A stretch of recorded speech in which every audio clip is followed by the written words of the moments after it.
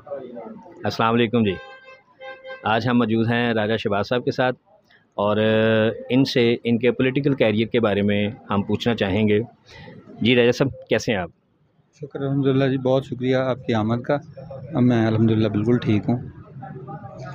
अच्छा राजा साहब, जैसा कि हमारे इल्म में है कि आप शेर अली फैमिली के नेक्स्ट डोर हमसाए हैं, बिल्कुल उनके साथ आपका घर है। इसके अलावा शेर अली साहब के साथ आपके फैमिली टर्म्स हैं बहुत पुराने, आपके आबा व अजदाद के दौर से। और हमें ये भी इल्म है कि उनकी वजह से आप हमेशा से गवर्नमेंट में से अपना शेयर जिस तरह के वो लोग लेते हैं वो लेने के एलिजिबल थे, यानी हकदार थे उनकी वजह से। तो लेकिन इसके बावजूद आपने इन सारी चीज़ों को ठुकराते हुए पीटीआई को अपने पॉलिटिकल कैरियर के लिए प्रेफर किया। वहाँ से आपने चेयरमैन का इलेक्शन भी लड़ा है इनके ख़िलाफ़। तो इसकी क्या वजह थी? मैं बेसिकली जनाब एक क्रिकेटर था। कॉलेज लेवल, क्लब लेवल और फैसलाबाद डिस्ट्रिक्ट में भी मेरी सिलेक्शन हुई थी, क्योंकि मैं फ़र्स्ट क्लास प्रॉपर नहीं खेल सका बिहाइंड सम फैमिली रीजंस के मैं वो छोड़ दी मैंने टाइम से पहले कुछ, यानी गेम से अलग हो गया मैं। तो इसमें था कि हम लोग जब हमारी जनरेशन क्रिकेट में थी तो दुनिया में एक ही नाम था, एक ही क्रिकेटर था जिसको यानी दुनिया के पाकिस्तान में नहीं हर जगह आइडलाइज़ किया जाता था, वो इमरान खान साहब थे। फिर तकदीर ये है कि मुझे मौका मिला खान साहब के अंडर काम करने का।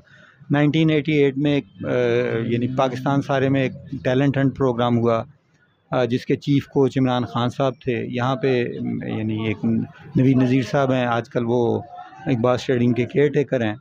वो कोच हुआ करते थे और मैं उनके साथ असिस्ट करता था, असिस्टेंट कोच था मैं Faisalabad Pepsi Imran cricket clinic का। तो उसमें एक बात मैंने, यानी एक आपको शायद इस बात का इल्म है कि नहीं, कि सईद अजमल साहब जो हैं दुनिया के बेस्ट ऑफ स्पिनर हुए हैं, वो भी उसी कैंप की प्रोडक्ट हैं। वो 7th क्लास में थे जब हमारे पास आए थे, और फिर उनकी मेहनत, लगन और एफ़र्ट से वो अल्लाह ने उन्हें वो मकाम दिया। तो यानी क्योंकि हम खान साहब को आइडलाइज़ करते थे, ऑनवर्ड फिर चलते चलते खान साहब ने पार्टी अनाउंस की। तो खान साहब की पार्टी अनाउंस करते हुए जो बेसिक चीज़ थी वो थी उनका मंशूर। यानी पाकिस्तान में पॉलिटिक्स बेसिकली तो धड़ों की होती थी हमेशा, लेकिन पाकिस्तान में नारे, यानी मंशूर की हद तक तो सब लोग नारे लगाते थे, यानी नारों की हद तक तो मंशूर सब पार्टियों का था।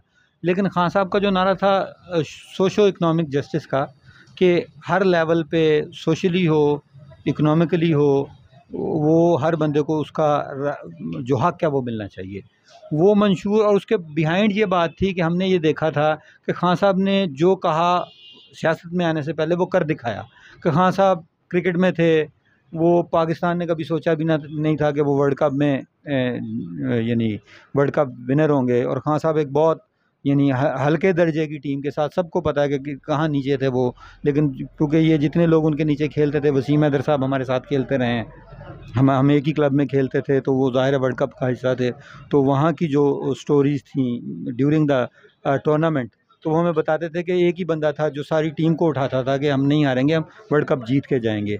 तो वो खान साहब ने जो कहा ज़िंदगी में अपनी में वो करके दिखाया। उसके बाद शौकत खानम हॉस्पिटल के लिए उन्होंने एक इनिशिएटिव लिया, और वो इतना बड़ा काम था कि दुनिया में आई उससे पहले शायद किसी ने नहीं लिया था।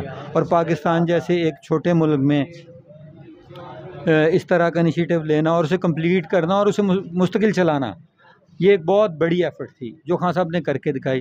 तो हम तब यंग थे, हमें एक चीज़ नज़र आ रही थी कि जो सिस्टम, क्योंकि तब तो हमारी क्रिकेट में भी सिर्फ सिफारिश चलती थी, क्योंकि 2 क्लब का सिस्टम था फैसलाबाद में भी। अब मेरे सीनियर्स शायद मेरी ये बात पहुँचे तो गुस्सा करें, तो वो 2 क्लब्स थे। इसी तरह जिस तरह ये 2 पार्टी सिस्टम था, वो जो जिसके लड़के थे वो खेलते थे, दूसरे नहीं खेलते थे, यही सिस्टम चलता था और सिफारिश का कल्चर था।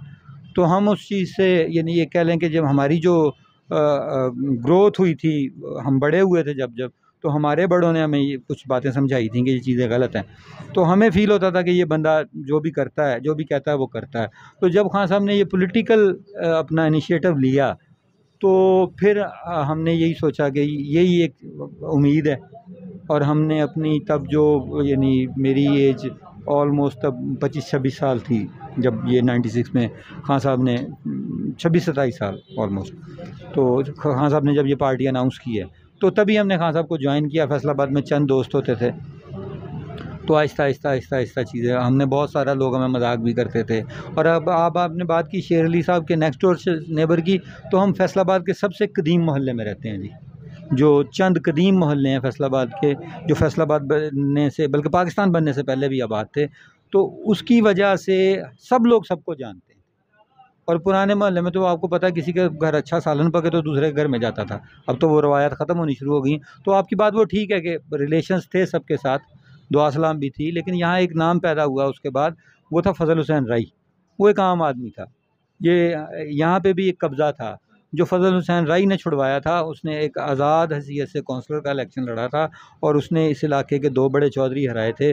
तब हम फजल हुसैन राई को सपोर्ट करते थे, क्योंकि हम इस चुदराहट को कभी भी हमने वो अपने अंदर हमें हज़म नहीं होती थी कहने कि जी हम जाके वो हाथ बांध के खड़े होंगे, जो साहब ये काम है और वो करते हैं तो वो हो जाए, तो वो हमसे नहीं हुआ कभी भी।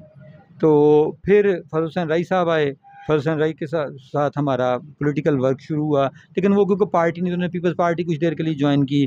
फिर पीपल्स पार्टी के भी जो सरमायादार थे, उन्हें वो गरीब आदमी हज़म नहीं हुआ, तो उन्हें पीपल्स पार्टी से भी निकाल दिया गया।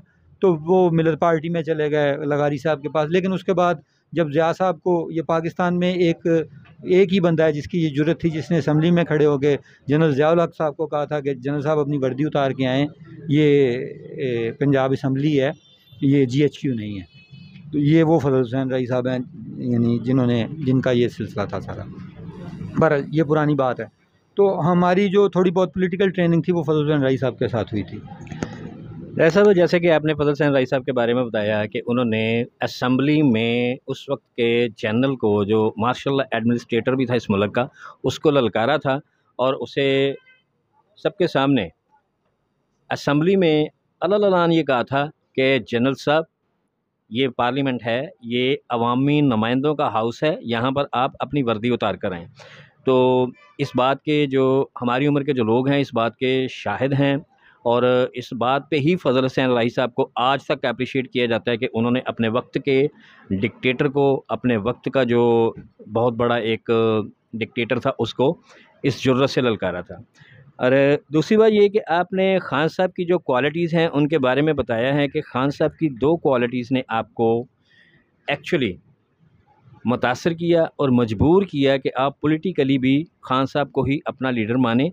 एक तो उनकी विल पावर, जो कहते थे उस पे डट जाते थे, और दूसरा जो कहते थे वो करके दिखाते थे। उनके कौल और फ़ेल में आज तक कोई तज़ाद दुनिया के सामने नहीं आया, और उनकी विल पावर की तो मिसालें इंशाअल्लाह आइंदा तारीख़ में भी दी जाएंगी।